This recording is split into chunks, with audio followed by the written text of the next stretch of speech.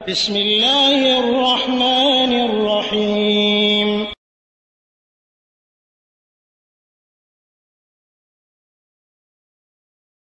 আসসালামু আলাইকুম রহমতুল্লাহি ওয়া বারাকাতুহু। আমি মোহাম্মদ আব্দুল মান্নান দুবাই থেকে বলতেছি। শাইখ জাযাকাল্লাহু খায়ের, সুন্দর একটা আলোচনা করার জন্য। শাইখ, আমি আগে একটা মন্তব্য করে নিই। আমি একজন লেকচার শুনছিলাম একজন শাইখের, ডক্টর আব্দুল্লাহ জাহাঙ্গীর রহিমাল্লাহ। তিনি একটা প্রশ্ন প্রসঙ্গে বলছে যে আমাদের দেশের মানুষের রোগ অনুযায়ী যদি মেডিসিন দেয় তাহলে রোগ নিরাময় হবে, আর যদি আমেরিকার যদি মেডিসিন আমাদের দেশে প্রয়োগ করা হয় তখন নির্ঘাত রোগী মারা যাবে। তো আমাদের দেশের পরিবেশ, সামাজিকতা বলতে পরিবেশের দিক দিয়ে মেয়েদের বিবাহ হবে, ইসলামী আইন, পরিবেশ দিক দিয়ে সবগুলি বিবেচনা করি। কিন্তু আমেরিকার যে কালচার এ দিয়ে অথবা তাদের যে নিয়ম কানুন আছে এই দিয়ে আমাদের দেশে কখনো বিয়ে দেওয়া অথবা আইন করা কখনো ঠিক হবে না। এটা আমাদের দেশের পরিবার ভঙ্গনের একটা পায়তারা করতেছে তারা। যাই হোক, তো আমরা কোরআন হাদিস অথবা আমাদের যে পরিবেশের দিক দিয়ে সবগুলো বিবেচনা করে আমাদের দেশে আইনটা হওয়া উচিত। আর শাইখের কাছে আমার প্রশ্নটা হলো, পুরুষেরা বেশিরভাগ একটু বয়স হয়ে যদি বিবাহ করে, কারো যদি 26, 25 মানে 30 এরকম, কিন্তু মেয়ে যখন বিবাহ করা হয় 17, 18, মানে অর্ধেকের ডিফারেন্স থাকে। যদি যখন একটা ছেলের বয়স যখন পুরুষের বয়স যখন 60 হয়ে যায়, মেয়ের বয়স 32 অথবা 35, অনেক ডিফারেন্স থাকে। তো আসলে এটা কি মেয়েদের উপর কি একটা জুলুম হইতেছে না? কারণ বাংলাদেশের মেয়েরা তো এক বিবাহ হয়ে গেলে পরবর্তী স্বামী মারা গেলে অন্য স্থলে বিবাহ কমই করে, কারণ নিজের বাচ্চা থাকে, ছেলে মেয়ে থাকে, এদের ভবিষ্যতে চিন্তা ভাবনা করে। তো আসলে শাইখ, এটা কি মেয়েদের প্রতি অথবা মহিলাদের প্রতি কি অবিচার করা হইতেছে কিনা? জাযাকাল্লাহু খাইর, বারাকাল্লাহু ফিক। আসসালামু আলাইকুম রহমতুল্লাহ। ওয়ালাইকুম সালাম ওয়া রাহমাতুল্লাহি ওয়া বারাকাতুহু। কুয়েত থেকে এক ভাই জানতে চেয়েছিলেন যে সামনে আমাদের ইজতেমা, বাংলাদেশে টুঙ্গি ইজতেমা, সেই ইজতেমাতে যাওয়া যাবে কি না। জি সম্মানিত ভাই, আপনি কি জন্য যাবেন? এখানে প্রশ্ন হতে পারে যেখানে কি জন্য যাব। টুঙ্গিতে ইজতেমা যেটা হয় সেখানে বিশেষ কিছু আকীদা বিশ্বাস তাদের আছে যেগুলো কোরআন হাদিস বহির্ভূত, কোরআন হাদিসের সাথে সাংঘর্ষিক। যেমন আখিরে মোনাজাত নিয়ে বেশি বাড়াবাড়ি করে কিছু মানুষ, যে এখানে এই শেষ মোনাজাতে অংশগ্রহণ করলে সব গুনাহ মাফ হয়ে যাবে। আবার অনেকে মনে করে যে এটা মানে দ্বিতীয় হজ, গরিবদের জন্য হজ। আবার আরও অসংখ্য আকীদা যা আমি নিজ কানে শুনেছি সাক্ষাৎকার যখন দেয়। আর দ্বিতীয়ত, এখানে যে আলোচনা হয় সেটা উর্দুতে। সেই উর্দু ভাষা বাংলাদেশে এসে উর্দুতে আলোচনা, আপনি কি বুঝেন উর্দুতে? সেখানে বাংলা কোনো আলোচনা কোরআন হাদিস থেকে হলে সেটা তো কোনো ফায়দা ছিল, কিন্তু সেখানে আলোচনা হবে উর্দুতে, আর সেটা হবে ফাজাইল নিয়ে, জয়ীফ জাল হাদিস নিয়ে। সুতরাং এই ধরনের অনুষ্ঠানে না যাওয়া ভালো। ইমান যদি বাঁচিয়ে রাখতে চান, ইমান ধরে রাখতে চান, তাহলে দিনী আল মাহফিলে যান, যেখানে কোরআন এবং হাদিস থেকে আলোচনা হবে। দিনী ওয়াজ মাহফিল, যেখানে কোরআন এবং সুন্নাহ থেকে আলোচনা হবে, দিনের শিক্ষা হবে, সেখানে যান। কিন্তু এখানে গিয়ে কোনো ফায়দা নাই। এখানে গেলে আপনার ইমান নষ্ট হয়ে যাওয়ার সম্ভাবনা বেশি, কারণ তাদের যে আকীদা বিশ্বাস, সে আকীদা বিশ্বাসের সাথে কোরআন হাদিসের সাথে মিল নাই। সুতরাং অনুরোধ করব যে কোরআন এবং হাদিস থেকে যেটা আলোচনা হয় সেখানে আপনি যান। আল্লাহ রাব্বুল আলামিন সেটা কাজে লাগবে। জাযাকাল্লাহু খাইর, বারাকাল্লাহু ফিক। ওয়ালাইকুম আসসালাম ওয়া রাহমাতুল্লাহি ওয়া বারাকাতুহু। বাংলাদেশ থেকে শাহিদ ভাই জানতে চেয়েছেন যে আমাদের দেশে অনেককে দেখা যায় জুতা পায়ে দিয়েই জানাজার সালাত আদায় করে এবং দোয়া করে, তো তাদের সালাত হবে কিনা, তাদের দোয়া কবুল করা হবে কিনা। জি সম্মানিত ভাই, যদি জুতা পরিষ্কার থাকে তাতে কোনো সমস্যা নাই। জানাজা কিনা ফরজ নামাজও পড়া যাবে। আপনি মসজিদে গিয়ে জুতা পরে নামাজ পড়তে পারেন, যদি কোনো জুতাতে ময়লা বা কোনো আবর্জনা বা কোনো নাপাকি লেগে না থাকে, কোনো সমস্যা নেই, জুতা পায়ে দিয়ে নামাজ হবে। তবে নিশ্চিত হতে হবে যে জুতা পবিত্র আছে, কোনো নাপাকি লেগে নাই। আর যদি নাপাকি লেগে থাকে, সন্দেহ হয়, তাহলে সেটা খুলে নামাজ পড়তে হবে, তাতে জানাজার নামাজ হোক আর ফরজ নামাজও হোক। তো যাই হোক, জানাজার নামাজের প্রসঙ্গে বলেছেন, জানাজার নামাজ জুতা পায়ে দেওয়া হবে যদি জুতাতে কোনো নাপাকি লেগে না থাকে, দোয়াও করা যাবে, কোনো সমস্যা নেই। অবশ্য এটা আপনি যেটা শুনেছেন ভুল শুনেছেন, যে আল্লাহ তাআলা কবুল করবেন না, তার নামাজ হবে না, এই ধরনের ভুল। সুতরাং রাসূল সাল্লাল্লাহু আলাইহি সাল্লামও জুতা পায়ে দিয়ে নামাজ পড়েছেন। যখন দেখছেন তার পায়ে জুতাতে ময়লা আছে বা নাপাকি আছে, জিবরাইল আলাইহিস সালাম নামাজ অবস্থায় তাকে সংবাদ দিয়েছেন, রাসূল সাল্লাল্লাহু আলাইহি সাল্লাম নামাজ অবস্থায় খুলে ফেলেছেন। তার মানে বোঝা যাচ্ছে যে নাপাকি লেগে না থাকলে নামাজ হবে, কোনো সমস্যা নেই। জাযাকাল্লাহ। ওয়ালাইকুম আসসালাম ওয়া রাহমাতুল্লাহি ওয়া বারাকাতুহু। আব্দুল সালাম ভাই কুয়েত থেকে জানতে চেয়েছেন যে আপনার ভাই ছোট ভাইয়ের জন্য টাকা চেয়েছেন, আপনার আম্মা সেটা দিতে অস্বীকার করেছেন, এই জন্য আপনার সাথে কথা বলা বন্ধ। এটা কি করা যায়? জি সম্মানিত ভাই, এটা আমি কি বলবো, এখানে তো আপনাদের পারিবারিক বিষয়, এটা তো আর শরীয়তের বিষয়, এখানে ঢোকানো ঠিক নয়। বাবা মার সাথে কথা বলবেন না, এটা যদি ইসলামের স্বার্থে দিনের স্বার্থ হয় সেটা ভিন্ন কথা। যেহেতু রাসূল সাল্লাম বলেছেন যে পিতামাতার অনুসরণ করতে হবে, তবে পাপের কাজে নয়, মাসিয়াতের কাজে অনগত্য চলবে না। বাবা মার কথা শুনতে হবে, হকের কথা যদি বলে সেটা শুনতে হবে, অনগত্য করতেই হবে, আর বাবা মার সেবা করতেই হবে। সুতরাং এখানে এই বিষয়টা আপনারা পারিবারিক বিষয়, টাকা আপনার আছে কি নাই, টাকা দিবেন কি দিবেন না সেটা আপনার বিষয়, পারিবারিক বিষয়, কিন্তু এখানে আমি কি বলবো। সুতরাং বাবা মার সাথে কথা বলা বন্ধ করা যাবে না, বাবা মার সাথে কথা বলতে হবে। এটা আপনি যেভাবে হোক মানিয়ে নেবেন, টাকা দিয়ে হোক টাকা ছাড়া হোক, যেভাবে হোক বাবা মাকে দেখতে হবে। যদি বাবা মা কাফেরও হয় তারপরও বাবা মার সেবা করতে হবে। যদি খারাপ কাজের আদেশ না দেয় ততক্ষণ পর্যন্ত বাবা মার সেবা করে যেতে হবে। সুতরাং এই বিষয়গুলো আপনাদের পারিবারিক ভাবে এটা সমাধান করে নিন। জাযাকাল্লাহ। ওয়ালাইকুম আসসালাম ওয়া রাহমাতুল্লাহি ওয়া বারাকাতুহু। জি মুখলেসুর রহমান ভাই বাংলাদেশ থেকে জানতে চেয়েছেন যে জোহরের উযু করে যদি জোহরের নামাজ পড়ি আর উযু না ভাঙে, তাহলে ওই উযুতে কি আসর মাগরিবের নামাজ পড়া যাবে? জি সম্মানিত ভাই, অবশ্যই যাবে, কোনো সমস্যা নাই। নামাজের জন্য শর্ত হলো উযু থাকতে হবে। উযু বারবার করতে হবে এমনটি নয়, উযু থাকতে হবে। এখন জোহরের সময় উযু করেছেন, আবার উযু আছে ভাঙেনি, তাহলে আসরের নামাজ পড়তে পারবেন। আবার আসরের সময় উযু নামাজ পড়লেন, মাগরিবের সময়ও ওই উযুতেই আছেন, উযু ভাঙেনি, মানে আপনি নিশ্চিত হয়ে জানতে পারছেন উযু কোনো ক্রমে ভাঙেনি, তাহলে মাগরিবের নামাজ পড়তে পারবেন, কোনো সমস্যা নাই। একাধিক নামাজ পড়তে পারবেন এক উযুতে, যতক্ষণ উযু থাকবে আপনার। আর উযু ভেঙে গেলে তো উযু করে আপনাকে নামাজ পড়তে হবে। নামাজ পড়া অবস্থায় যদি উযু ভেঙে যায় তারপরও নামাজ ছেড়ে দিয়ে এসে উযু করে নামাজ পড়তে হবে। আর উযু যদি থাকে তাহলে একাধিক নামাজ পড়েন, কোনো সমস্যা নাই। আসর পড়লেন, মাগরিব পড়লেন, ইশা পড়লেন এক উযুতে, উযু থাকলে কোনো সমস্যা নাই, নামাজ হয়ে যাবে। জাযাকাল্লাহ। ওয়ালাইকুম আসসালাম ওয়া রাহমাতুল্লাহি ওয়া বারাকাতুহু। ওমান থেকে আব্দুস সামাদ ভাই জানতে চেয়েছেন যে আপনার শাশুড়ি অসুস্থ, শাস্ত্রীর অসুস্থের জন্য খরচ বা সহযোগিতা দিতে পারেন কি না গোপনীয়ভাবে? জি, দিতে পারেন। অসুস্থ ব্যক্তি, অসহায় ব্যক্তিদের সহযোগিতা করা একটা সওয়াবের কাজ।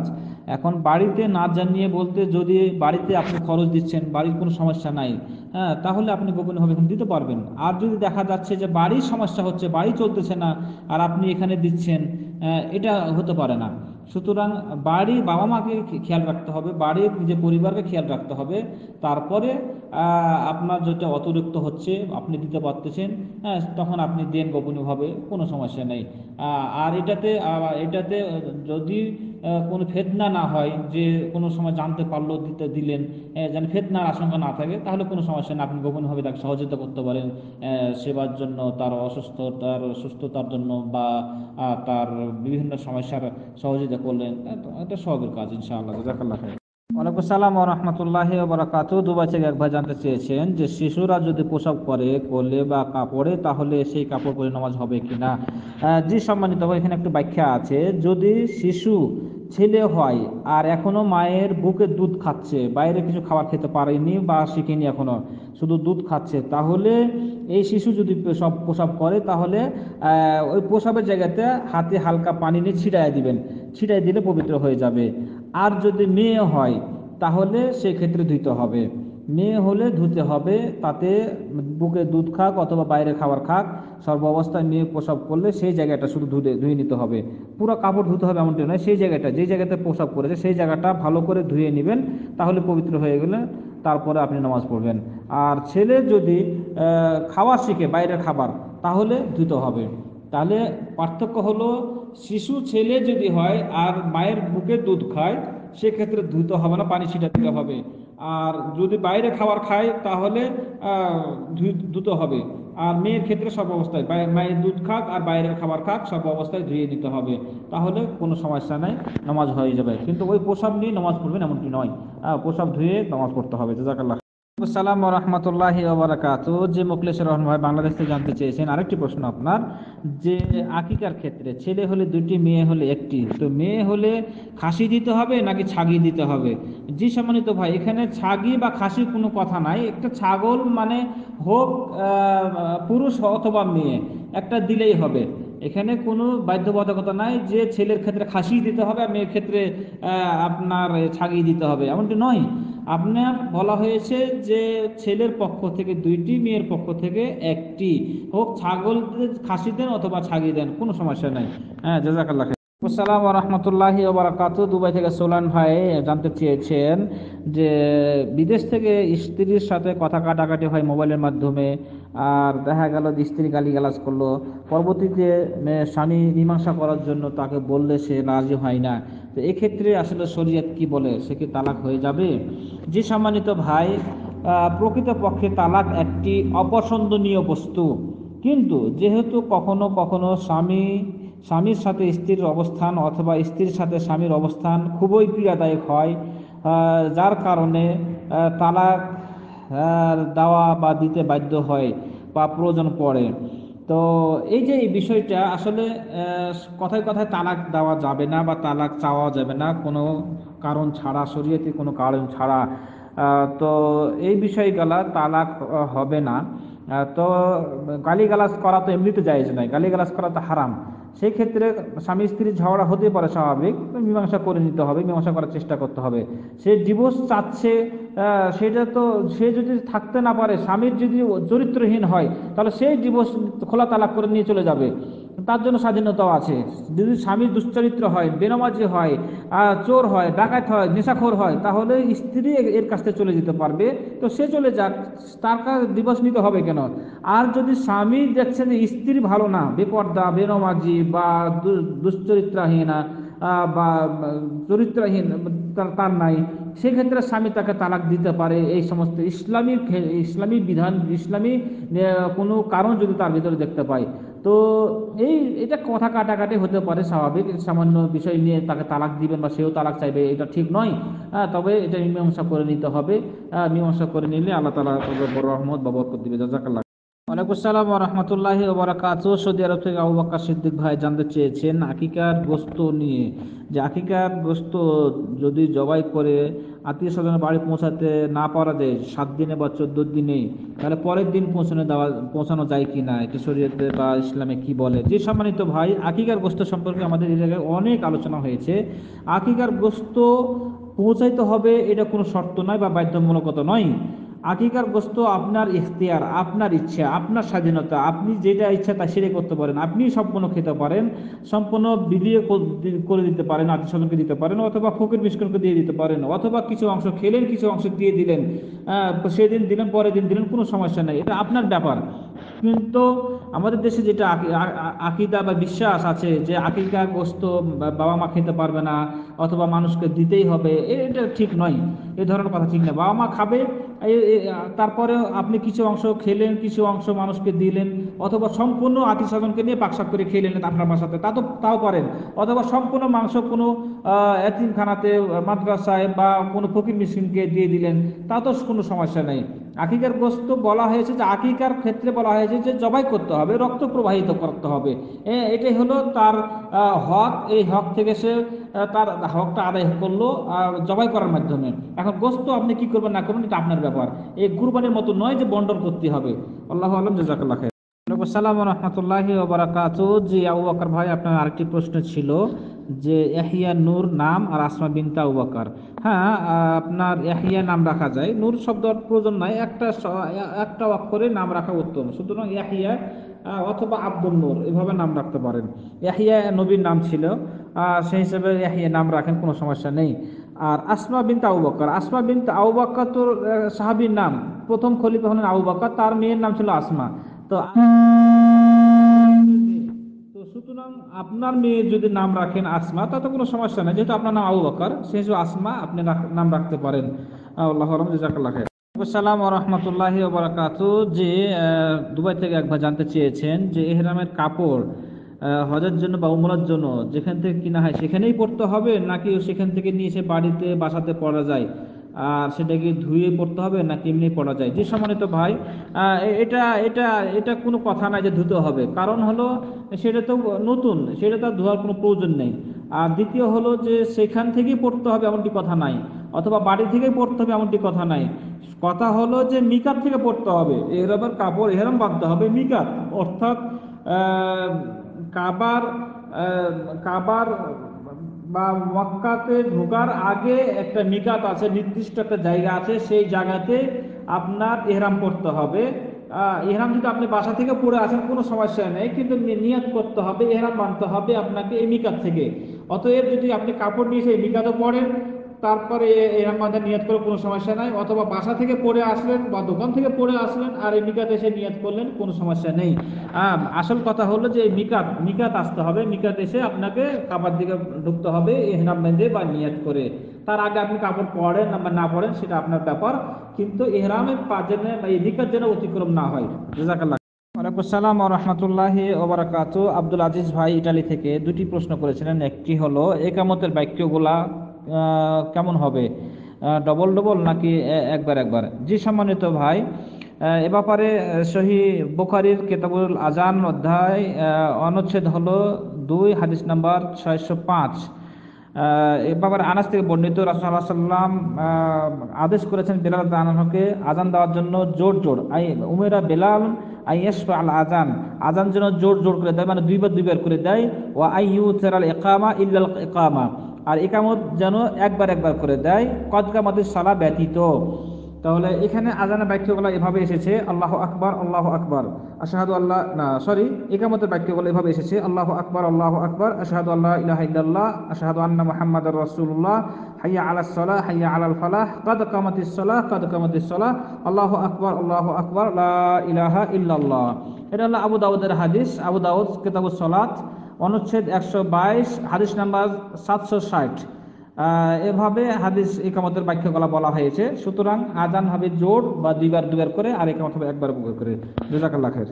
আর আরেকটি প্রশ্ন ছিল আপনার, যে উলঙ্গ হয়ে গোসল করা যায়, তবে হাত যদি স্পর্শ হয়ে যায় লজ্জাস্থানে, তাহলে উজু থাকবে কিনা? না, উজু থাকবে না, উজু ভেঙে যাবে। উজু করে যদি উলঙ্গ হয়ে গোসল করেন আর লজ্জাস্থানে হাত চলে যায় কোনো রকম পর্দা ছাড়া, তাহলে উজু ভেঙে যাবে, আপনাকে আবার উজু করতে হবে। তবে সতর্ক সাবধান হয়ে উনি গোসল করলেন, হাত সেখানে স্পর্শ না হলে আপনার কোনো সমস্যা নেই, উজু থাকবে। তবে পোশাক বা লুঙ্গি পরে গোসল করবেন পর্দার সহিত, সেটা উত্তম বা ভালো, ঠিকই আছে। জাযাকাল্লাহ খাইর। ওয়ালাইকুম আসসালাম ওয়া রাহমাতুল্লাহি ওয়া বারাকাতুহু। সৌদি আরব থেকে একবার জানতে চেয়েছেন যে কোনো মানুষের নাম রব্বুল আলামিন রাখা যায় কিনা। জি সম্মানিত ভাই, এটা তো একটা বোকামি। রব্বুল আলামিন কাকে বলে জানেন? রব, তিনি হলেন প্রতিপালক, যিনি সারা বিশ্বের রব, সারা পৃথিবীর রাগ, আসমান জমিন দুনিয়া আখিরাতের যিনি মালিক, তিনি হলেন রব। সুতরাং মানুষ কিভাবে আসমান জমিনের মালিক হতে পারে? আলামিন হলো আসমান জমিন বা সারা পৃথিবী দুনিয়া আখিরাত সকলের যে রব, তিনি হলেন আল্লাহ। তিনি একমাত্র সারা পৃথিবীর মালিক হতে পারে, তিনি একমাত্র দুনিয়া এবং আখিরাতের মালিক হতে পারেন। তো মানুষের নাম এই ধরনের নাম রাখা যাবে না, এটা হারাম। রব্বুল আলামিন মানুষের নাম কেন রাখবেন? এটা জায়েজ নয়। জাযাকাল্লাহ খাইর। আসসালাম ওয়া রাহমাতুল্লাহি ওয়া বারাকাতুহু। জি হেলাল ভাই মানুষ এতে জানতে চেয়েছেন যে কোনো বিধর্মীর টাকা মাহফিলে নেওয়া যাবে কিনা। হ্যাঁ যাবে, অবশ্যই যাবে। মাহফিল হোক, মসজিদ হোক, মাদ্রাসাতে হোক, হিন্দু খ্রিস্টান যদি কেউ দান করে দেয় তাহলে সেটা নিতে পারবেন, কোনো সমস্যা নেই। তবে সে কোনো সওয়াব পাবে না। কিয়ামতের দিন তাদের এই কর্মকাণ্ডগুলো যেগুলো দুনিয়াতে কিছু উপকার করেছে, কল্যাণমূলক কাজ করেছে, কিয়ামতের দিন সেগুলো আল্লাহ রাব্বুল আলামিন বলছেন যে ফাজআলনাহু হাবাআম মানসুরা, আমি এই সমস্ত কাজগুলোকে তাদের ধূলিকণা ন্যায় উড়িয়ে দিব। তার মানে কোনো ফায়দা আসবে না তার এই দানে, কিয়ামতের দিন কোনো উপকার আসবে না। তো সে দিতে পারে আর তার কাছ থেকে আপনি নিতে পারেন, কোনো সমস্যা নাই। কল্যাণমূলক কাজে বা মাহফিলের কাজে আপনি নিতে পারেন, কোনো সমস্যা নেই। আর হিন্দুকে বন্ধু বানাবেন কেন? হিন্দু তো বন্ধু হতে পারে না। হ্যাঁ, যদি এই নিয়ত করে আপনি তার সাথে সম্পর্ক করেন যে হ্যাঁ এমন একদিন হবে আমি তাকে দাওয়াত পৌঁছাবো, ইসলামে দাওয়াত দেবো, সে মুসলমান হতে পারে, তাহলে তার সাথে সম্পর্কটা ঠিক রাখেন। কিন্তু অন্তরঙ্গ বন্ধু তো হিন্দুকে বানানো যাবে না। আল্লাহ রাব্বুল আলামিন আমাদের হেফাজত করুন। জাযাকাল্লাহ খাইর। ওয়ালাইকুম আসসালাম ওয়া রাহমাতুল্লাহি ওয়া বারাকাতুহু। জি মাহমুদ হাসান ভাই কুয়েত থেকে জানতে চেয়েছেন যে বাসাতে কিছু ছবি কার্টুন আকারে, জামাতে, কার্টুনে, পোশাকে বা এমনি পুতুল, আসলে এই সমস্ত জিনিস বাসাতে রাখা ঠিক কিনা? জি সম্মানিত ভাই, আসলে বেঁচে থাকতে হবে। ইমান বর্তমানে ধরে রাখাটা খুব কঠিন। রাসূল সাল্লাল্লাহু আলাইহি সাল্লাম বলছেন, এমন একটা যুগ আসবে, সময় আসবে যে আগুনের টুকরা যেমনভাবে ধরে রাখা অসম্ভব, তেমনিভাবে ইমানকে ধরে রাখা তার চাইতেও অসম্ভব। সুতরাং বর্তমানে ফিতনার যুগ। সুতরাং সকল প্রকার পাপ থেকে বেঁচে থাকার চেষ্টা করতে হবে। যেখানে সন্দেহ হচ্ছে, যেখানে আপনার মনে একটা ধাক্কা লাগতেছে, মনে হয় সেটা গুনাহ হচ্ছে নাকি, সেটাই গুনাহর কাজ। সুতরাং এই সমস্ত ছবি না রাখাটাই ভালো। যে সমস্ত পোশাকের ছবি আছে সেই পোশাকগুলা চেঞ্জ করতে হবে। অথবা যে সমস্ত কার্টুনে বা চাদরে বা পুতুল জাতীয় কিছু আছে সেগুলা রাখা যাবে না। রাসূল সাল্লাল্লাহু আলাইহি সাল্লাম বলেছেন, যে ঘরে ছবি থাকে, ছবি থাকে, সেই ঘরে রহমতের ফেরেশতা আসে না। সুতরাং বেঁচে থাকতে হবে, বেঁচে থাকার চেষ্টা করতে হবে, ইমান ধরে রাখার চেষ্টা করতে হবে। আপনার বাসাতে কোনো প্রকার ছবি যেন না আসে, হোক কোনো পোশাকে, হোক কোনো কার্টুনে, হোক কোনো আপনার এই জামাতে অথবা চাদরে। চেষ্টা করতে হবে বেঁচে থাকার। আর কোন সময়তে আপনার সালাম দেওয়া যাবে না। জি সম্মানিত ভাই, সালাম সর্ব অবস্থায় দেওয়া যাবে, খাওয়া অবস্থায় দেওয়া যাবে, পান করা অবস্থায় দেওয়া যাবে, উত্তরও দেওয়া যাবে। তবে বেঁচে থাকতে হবে। প্রসাব করা বা টয়লেট অবস্থায় যদি কেউ সালাম দেয়, তার উত্তর দেওয়া যাবে না। আর সালাম দেওয়া ঠিক না এই সময়তে। আর এই মসজিদে যখন খুতবা চলতেছে সেই সময় তো সালাম দেওয়া যাবে না, জোরে যে সালাম দিবেন আর ডিস্টার্ব হবে, এটা ঠিক নয়। এই জন্য এমনি সময় যখন খুতবা হচ্ছে না বা তার আগে বা পরে, তখন সালাম দিয়ে ঢুকেন। মসজিদে যারা আছে তারা উত্তর দিবে, কিন্তু খুতবা চলা অবস্থায় সালাম দেওয়া ঠিক নয়। এই কয়েকটি কথা সালামের ব্যাপারে বলা হয়েছে। বাকি সব সময় সালাম দিতে পারবেন, কোন ব্যাপার না। জাযাকাল্লাহ খাইর। ওয়ালাইকুম আসসালাম ওয়া রাহমাতুল্লাহি ওয়া বারাকাতুহু। জি, সৌদি আরব থেকে আলী ভাই, আপনি জানতে চেয়েছেন যে অনেকে ওয়াদা করে গ্রুপে থাকার জন্য, যে আমাদের গ্রুপে থাকলে অন্য গ্রুপে যেতে পারবে না, এই মর্মে ওয়াদা করায়। আর শাইখদের আলোচনা গেল অন্যদেরকে ফরওয়ার্ড করার বিধান জানতে চেয়েছেন। জি সম্মানিত ভাই, আসলে এই ওয়াদার বিষয়টা, এটা শরীয়তে এটা জায়েজ নয়। আপনি যেখানে এটা কি সেই ওয়াদা আহ, যে ওয়াদা খেলাফ করলে গুনাহ হবে, সেই ওয়াদা নয় কিন্তু এটা। এটা আপনার ব্যক্তিগত ব্যাপার। আপনি যেখানে সহি দিন শিখতে পারবেন সেখানে আপনি যেতে পারেন, সেখানে আপনি শুনতে পারেন, এটা যে আপনার জন্য পথ উন্মুক্ত। এটা তো আপনাকে সীমাবদ্ধ করে দিচ্ছে যে মানে ওই শাইখেরই আলোচনা শুনতে হবে, ওই গ্রুপেই থাকতে হবে। এটা একটা তাকলিদ, অন্ধ অনুসরণ হয়ে গেল। আমাদের আকীদা বিশ্বাস এরকম না। আমাদের আকীদা বিশ্বাস হলো যে যেখানে সহি আকীদা পাবো, যেখানে সহি দিন পাবো, তাদের যে কোনো আলেম হোক, হোক হানাফি মাযহাবের, হোক আহলে হাদিসের, হোক শাফি মাযহাবের, যে কোনো সহি আকীদা আলেম হোক না কেন, যে সহি কোরআন এবং সুন্নাত দিয়ে কথা বলবে, তার কথাই আমরা শুনবো, তার কথাই আমরা সেটাকে আমল করার চেষ্টা করব। সুতরাং এই ধরনের যে বাধ্যবাধকতা, যে ধরনের ব্যান্ডিংয়ে ফেলে দেওয়া, এটা ঠিক নয়। আর অবশ্যই এটা ফরওয়ার্ড করে অন্যদেরকে জানাতে পারেন। এটা দিনের প্রসার। রাসূল সাল্লাল্লাহু আলাইহি সাল্লাম বলেছেন যে বাল্লিগু আন্নি ওয়ালাউ আয়া, একটা আয়াত হলেও, একটা হাদিস হলেও, একটা ভালো কথা হলেও অন্যের কাছে পৌঁছে দাও, যা তুমি জানো। সুতরাং এটা আপনি শুনলেন, আমল করলেন এবং অন্যের কাছে পৌঁছে দিলেন, এটা একটা সওয়াবের কাজ। অবশ্যই এটা সওয়াবের কাজ হবে ইনশাআল্লাহ। জাযাকুমুল্লাহ খাইর। আসসালামু আলাইকুম ওয়া রাহমাতুল্লাহি ওয়া বারাকাতুহু। আইএলবি মিডিয়ার সম্মানিত দিনী ভাইয়েরা, আশা করি সবাই ভালো আছেন। আলহামদুলিল্লাহ, আমিও ভালো আছি। তো বেশ কিছুদিন থেকে গ্রুপে ছিলাম না, আসলে সফরে ছিলাম। তো আলহামদুলিল্লাহ গন্তব্যস্থলে পৌঁছেছি। ইনশাল্লাহ আগামী কালকে থেকে প্রশ্নের উত্তর দেওয়া হবে।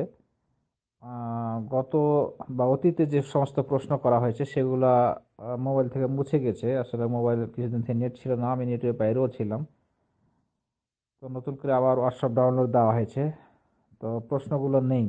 আবার নতুন করে প্রশ্ন করুন, যারা ইতিপূর্বে প্রশ্ন করেছিলেন। ইনশাল্লাহ উত্তর দেওয়া হবে। আল্লাহ রাব্বুল আলামিন সহজ করে দেন। আল্লাহ তাআলা আমাদের এই চেষ্টায় দাওয়াতি প্রোগ্রাম কবুল করুন, আল্লাহুম্মা আমিন। আপনাদেরকে আল্লাহ ভালো রাখুন, ঈমানের উপর রাখুন। জাযাকুমুল্লাহ খাইর ওয়া বারাকাল্লাহু ফীকুম।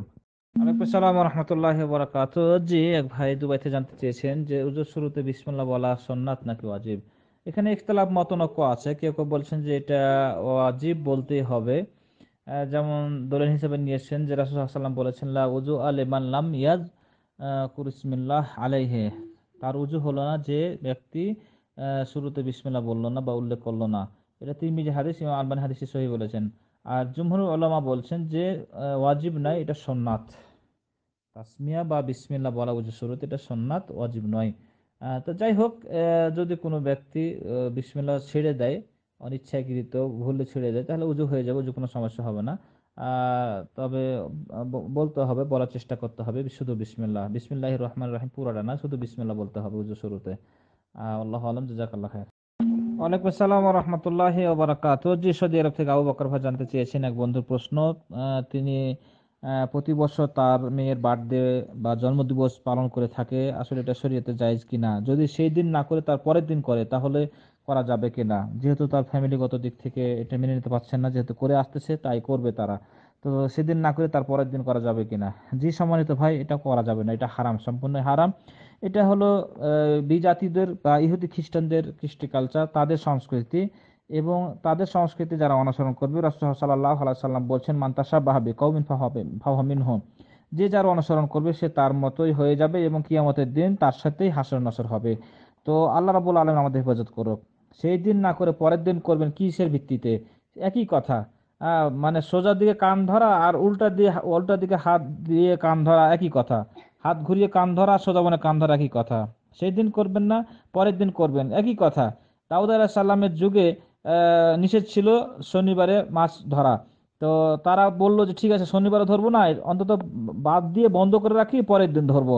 তো এইটা কৌশল অবলম্বন করলো আর তাদেরকে ধ্বংস করা হলো। তো একই কথা, আপনি সেদিন না করবেন, পরের দিন করবেন, একই হুকুম, একই কথা, এবং সেটাও হারাম। এটা কোশ্চেন কালো হতে পারে না।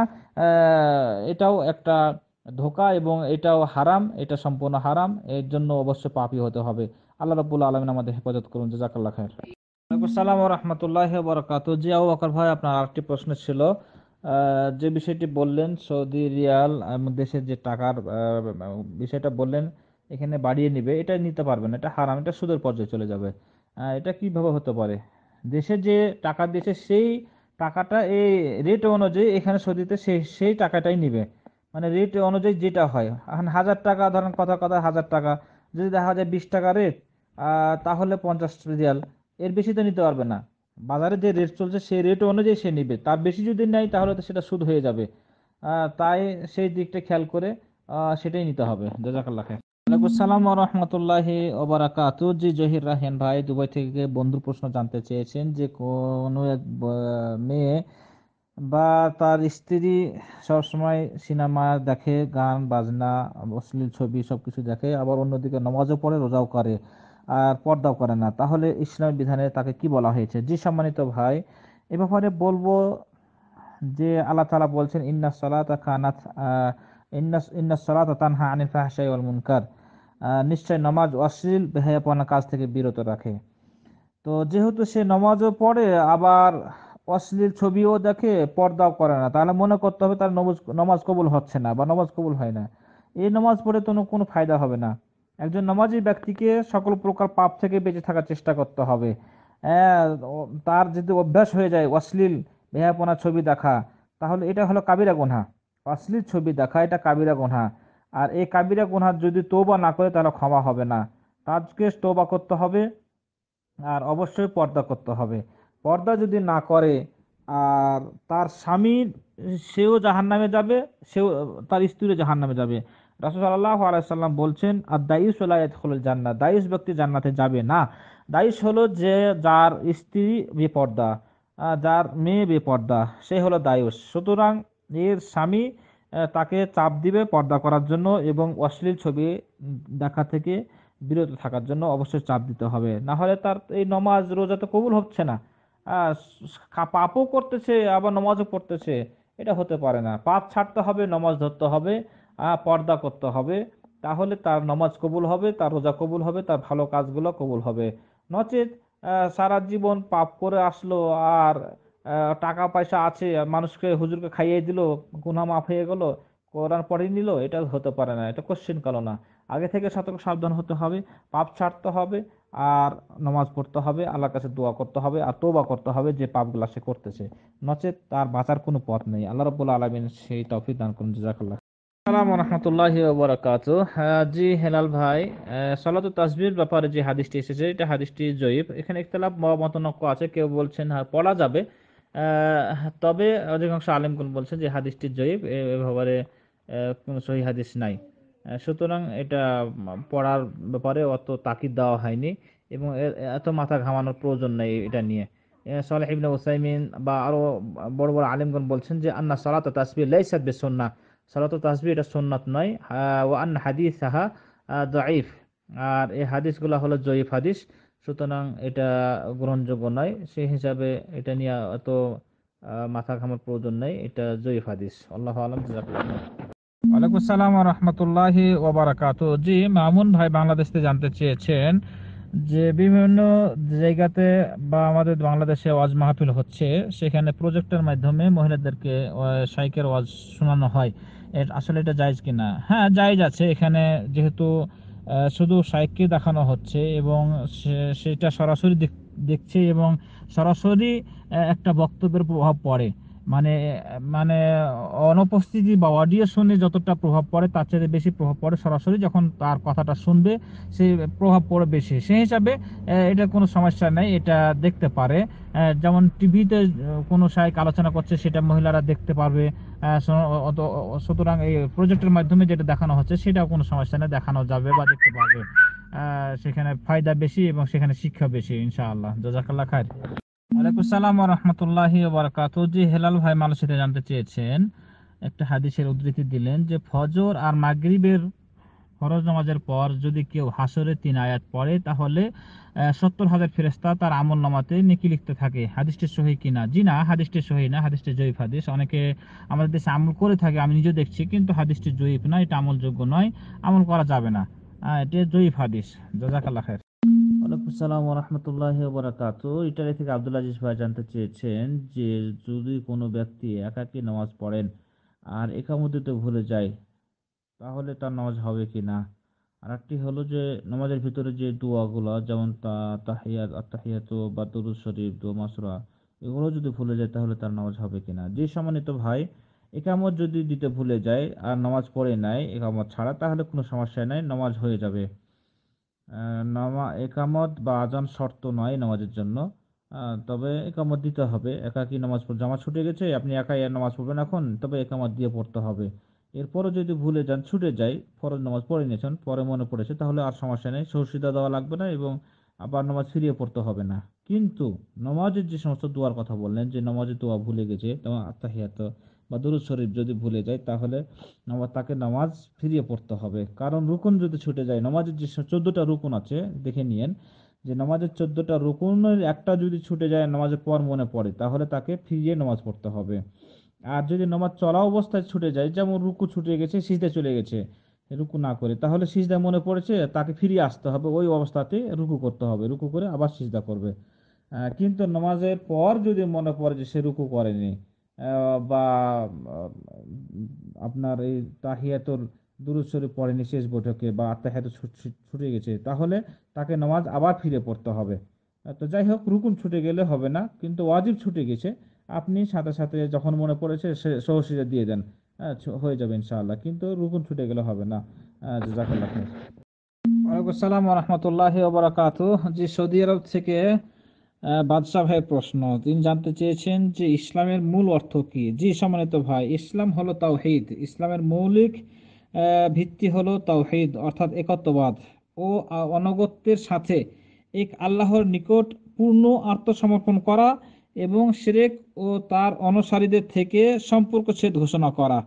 এটা হলো ইসলামের মূল অর্থ, মৌলিক বিষয় এটাই, যে একাত্মবাদ ঘোষণা করা, আল্লাহ এক, অদ্বিতীয়, ও অনগত্যের সাথে এক আল্লাহর নিকট আত্মসমর্পণ করা, আর পুরা আল্লাহ তাআলার জন্য সুপ্রুত করে দেওয়া, আল্লাহ সন্তুষ্টির জন্য কাজ করা, আমল করা এবং সকল প্রকার শিরক বেদাত থেকে দূরে থাকা এবং শিরক ও বেদাতীদের অনুসারীদের থেকেও সম্পর্ক ছেদ করা।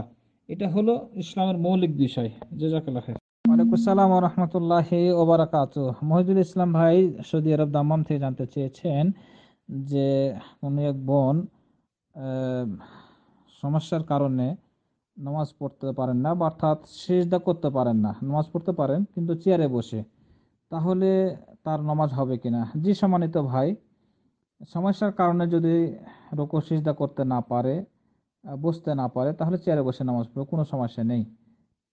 যদি সমস্যা হয় তাহলে চেয়ারে বসে নামাজ পড়বে, তবে খেয়াল রাখবে যে রুকু করবে আর সিজদা করার সময় রুকু চাইতে একটু বেশি ঝুঁকে যাবে, মাথাটা বেশি ঝুঁকাবে সিজদার সময়, তাহলে তার নামাজ হয়ে যাবে। এমন নয় যে সিজদার জায়গাতে বালিশ রাখবে বা অন্য কিছু রাখবে, এটা ঠিক নয়। যেহেতু সে সিজদা দিতে পারতেছে না, বসতে পারতেছে না, সেই জন্য সে বসে নামাজ পড়বে চেয়ারে, কোনো সমস্যা নেই। আহ, কোনো সমস্যা নেই, তার সমস্যার কারণে নামাজ পড়তেছে চেয়ারে বসে, সে পারবে, কোনো সমস্যা নেই, নামাজ হবে।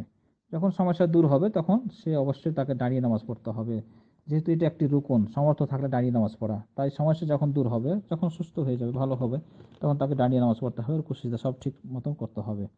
আর সমস্যার কারণে বসে বা শুয়ে বা ইশারাতে নামাজ হবে, কোনো সমস্যা নাই। জাযাকাল্লাহ খাইর।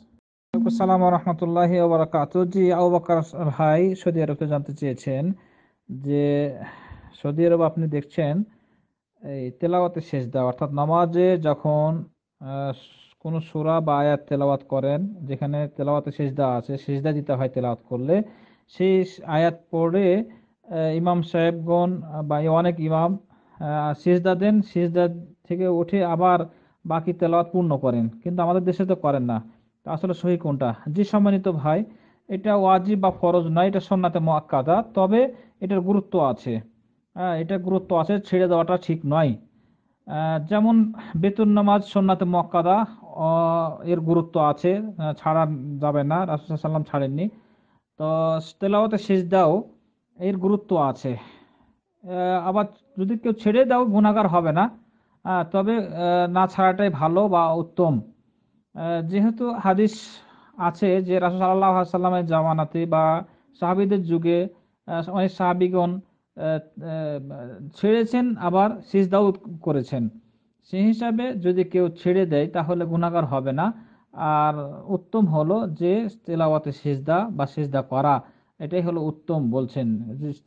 যে কোনো মুহূর্তে যদি কোনো ব্যক্তি কোরআন পড়তেছে, কোরআন পড়া অবস্থায় হোক বা মুখস্থ পড়তেছে, তারপরে তেলাওয়াতে সিজদা আস্তে সিজদা করবে, তাতে নিষিদ্ধ সময় হোক বা যে কোনো সময় হোক, সেটা সে সিজদা বা সিজদা করবে।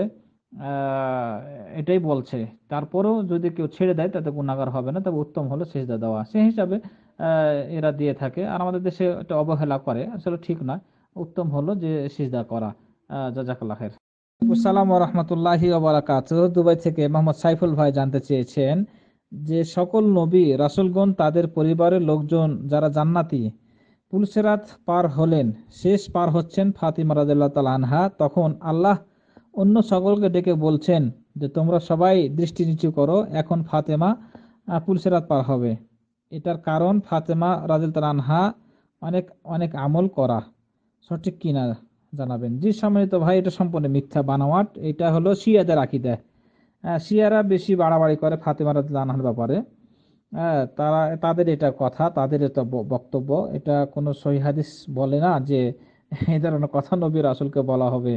আহ, আরো কিছু কিসসা কাহিনী বলা হয় যে যত ফাতেমা নামে যত নাম আছে আল্লাহ তাআলা ডেকে বলবেন যে ফাতেমা উপর সন্তুষ্ট আমি হয়েছি, তোমাদের সকল ফাতেমাদের উপর সন্তুষ্ট হয়ে গেলাম, তোমরা জান্নাতে চলে যাও।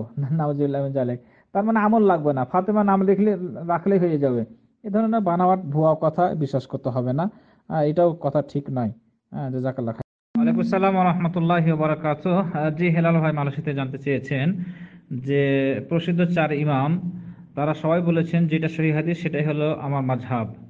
তো এটা কোন হাদিসে বা কোন গ্রন্থে পাওয়া যাবে? জি সম্মানিত ভাই, এটা হানাফিদের একটি কিতাব, রাদ্দুল মুহতার আলা দারদিল মুখতার। এই গ্রন্থে, এটা আরবি গ্রন্থ, এটা হানাফিদের একটি গ্রন্থ, ফিকহ গ্রন্থ। লেখক হলেন ইবনে আবিদিন, নাম হলেন মোহাম্মদ আমিন বিন উমর ইবনে আবিদিন, আবিদিন নামে পরিচিত। তো এই কিতাবটি হলো মোট 6 খণ্ড। এই কথাগুলো পাবেন 1 নম্বর খণ্ডের 63 পৃষ্ঠা। ইমাম আবু হানিফা বলছেন ইজা সহাল হাদিস ফাহুয়া মাযহাবি, যেটা সহিহ হাদিস সেটা হলো আমার মাযহাব। আর অন্যান্য ইমামগণ আরো বিভিন্ন কথা বলেছেন ব্যাপারে, তাদের বিভিন্ন কথাগুলো বিভিন্ন কিতাবে আছে। তো এই কথা, ওই ইমাম আবু হানিফার কথাটি এখানে পাবেন আপনি। হানাফিদের কিতাব রাদ্দুল মুহতার আলা দাররিল মুখতার, 1 নম্বর খণ্ডের 63 পৃষ্ঠা, ইনশাআল্লাহ। জাযাকাল্লাহ। ওয়ালাইকুম আসসালাম ওয়া রাহমাতুল্লাহি ওয়া বারাকাতুহু। সৌদি আরব থেকে এক ভাই জানতে চেয়েছেন যে একজন মুসলমানের জীবনে কতবার উমরা ফরজ ও কতবার হজ ফরজ, কতবার করতে পারবে? জি সম্মানিত ভাই, হজের ব্যাপারে বলা হয়েছে বছরে না জীবনে একবার, জীবনে একবার হজ ফরজ। বাকি একবার করার পর যদি অবস্থা সমর্থ থাকে তাহলে করবে, নফল হিসাবে গণ্য হবে, কিন্তু জীবনে একবারই ফরজ। আর উমরার ব্যাপারে বলা হয়নি যে কতবার করতে পারবে, উমরা যত করতে পারো সমস্যা নেই, যেহেতু রাসূল সাল্লাল্লাহু আলাইহি সাল্লাম বলেছেন আল উমরাতু বাইনাল উমরা কাফারাতুন লিমা বাইনাহা, অর্থাৎ কামা ক্বালা নবী সাল্লাল্লাহু আলাইহি সাল্লাম, যে এক উমরা থেকে আরেক উমরা মুসলমানের গুনাহসমূহ কাফফারা হয়ে যায়। অর্থাৎ আপনি এক মাসে একটা উমরা করলেন, পরে 2 মাস 3 মাস পর আরও উমরা করলেন, সাগিরা গুনাহগালা এই উমরা করার মাধ্যমে ক্ষমা হয়ে যাবে ইনশাআল্লাহ। তবে এক সফরে উমরা, কিন্তু বছরে বছরে করলেন, মাসের পর মাস করলেন, আপনার অবস্থা আছে, সামর্থ্য আছে, মাঝে মধ্যে আসেন উমরা করতে, মৃত্যু পর্যন্ত কোনো বাধা নাই। উমরার জন্য কোনো বিধান নাই যে এই মাত্র 5টা কি 10টা করতে পারবে, একাধিক উমরা করতে পারবেন, একাধিক সফরে, এক সফরও নয়। তো কোনো নির্দিষ্ট নাই। আর এটাই আর কি, আল্লাহ রাব্বুল আলামিন সেই তৌফিক দান করুন। জাযাকাল্লাহ খাইর। ওয়ালাইকুম আসসালাম ওয়া রাহমাতুল্লাহি ওয়া বারাকাতুহু। জি সম্মানিত ভাই, সৌদি আরব জানতে চেয়েছেন যে কোন এক ব্যক্তি উমরা করে, একাধিক উমরা, কিন্তু নামাজ পড়ে না, তার উমরা কাজে লাগবে কি? জি না, কাজে লাগবে না, এটা বৃথা, কোনো কাজে লাগবে না। কারণ ফরজ ত্যাগ করে নফল আদায় করা কোনো ফায়দা নাই। উমরা ফরজ না, উমরা হলো নফল, নফল ইবাদতের মধ্যে গণ্য। আর নামাজ হলো ফরজ। বলা হয়েছে যে বেনামাজি বিনা হিসেবে জাহান্নামে যাবে। মানে নামাজ না পড়লে সে জাহান্নামী, কিন্তু উমরা না করলে জাহান্নামে যাবে এই ধরনের কোনো হাদিস নাই। উমরা আপনার ইচ্ছা, কিন্তু হজের ক্ষেত্রে বলা হয়েছে হজ অবস্থা থাকলে, টাকা থাকলে, সামর্থ্য থাকলে অবশ্যই হজ করতে হবে, ওটা ফরজ, কিন্তু উমরা কিন্তু ফরজ নয়। তাহলে উমরা করে কোনো ফায়দা নাই। একাধিক কেনা যদি কোটি কোটি বার করে জীবনেও উমরা আর নামাজ না পড়ে, তাহলে এই উমরা কোনো কাজে আসবে না, তাকে জাহান্নামে যেতে হবে বেনামাজি হওয়ার কারণে। আল্লাহ রাব্বুল আলামিন তাকে নামাজি হওয়ার তৌফিক দান করুন। জাযাকাল্লাহ খাইর। ওয়ালাইকুম আসসালাম ওয়া রাহমাতুল্লাহি ওয়া বারাকাতুহু। সৌদি আরব জেদ্দা থেকে মুফাসসির ভাই জানতে চেয়েছেন, এক ভাইয়ের প্রশ্ন যে তিনি বিদেশে আছেন, প্রবাসে আছেন, আর তার স্ত্রী প্রয়োজনে বাজার বা স্কুলে বাচ্চাদেরকে দিতে যেতে পারবে কিনা? জি সম্মানিত ভাই, যদি মুহরিম কেউ না থাকে তাহলে পর্দা করে যেতে পারবে, আর যদি মুহরিম থাকে তাহলে যেতে পারবে না।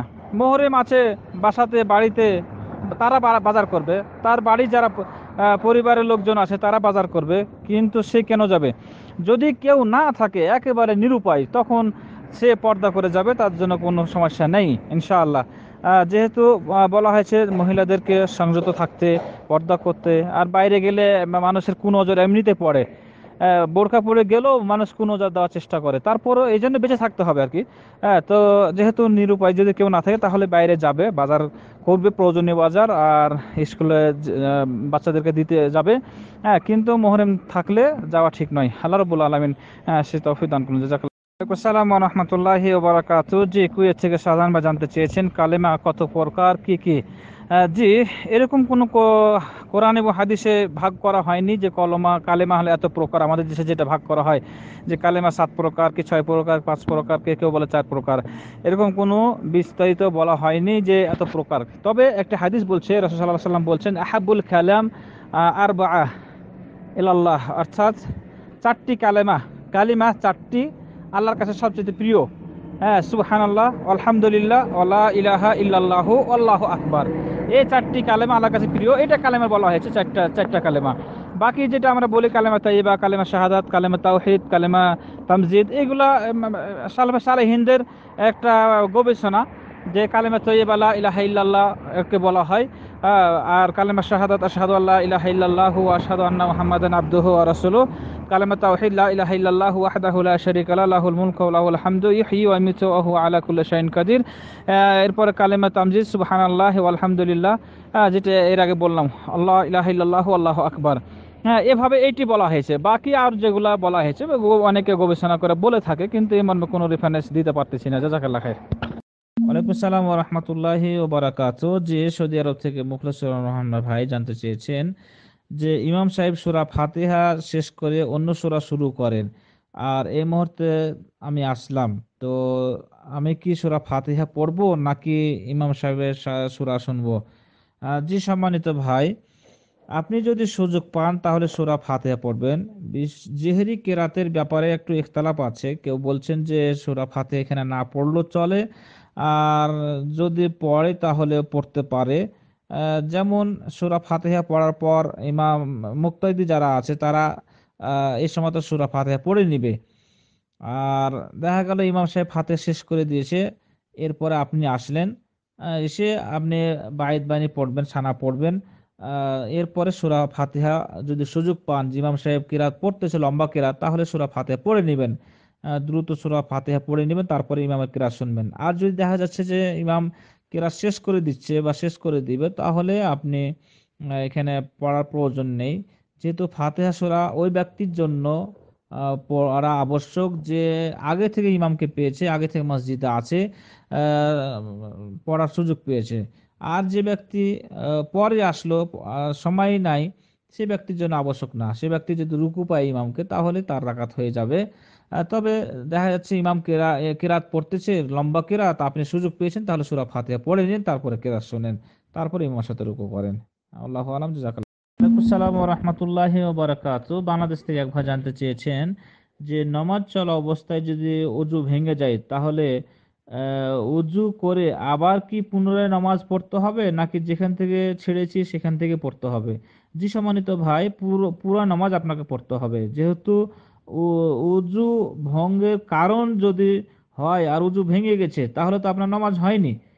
সুতরাং অজু ছাড়া নামাজ হবে না। আপনার নামাজ চলা অবস্থায় দেখা গেল যে 2 রাকাত পড়লেন, এরপরে বায়ু বা কোনো সমস্যা বা অজু ভঙ্গের কারণে উজু ভেঙে গেল, তাহলে আপনাকে নামাজ ছেড়ে দিতে হবে। নামাজ ছেড়ে দিয়ে উজু করতে হবে, তো এরপর আবার পুনরায় আপনাকে পুরো পুরো নামাজ পড়তে হবে।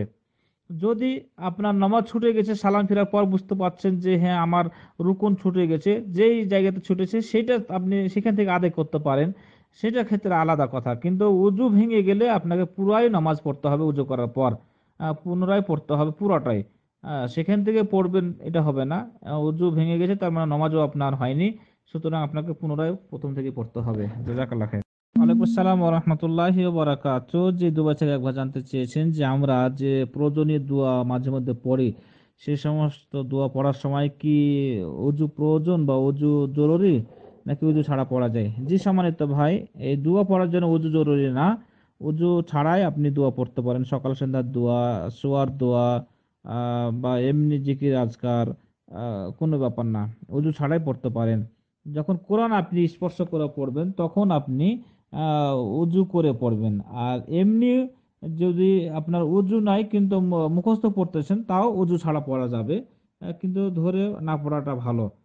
আর জিকির আজকার বা সকাল সন্ধ্যার দোয়া, শোয়ানো ঘুমের আগের পূর্বের দোয়া, এই সমস্ত দোয়ার জন্য উজু লাগবে না, যদিও কোরআনের আয়াতে দোয়া হোক না কেন, উজু লাগবে না, উজু ছাড়াই পড়া যায়, কোনো সমস্যা নেই ইনশাআল্লাহ। জাযাকাল্লাহ খাইর।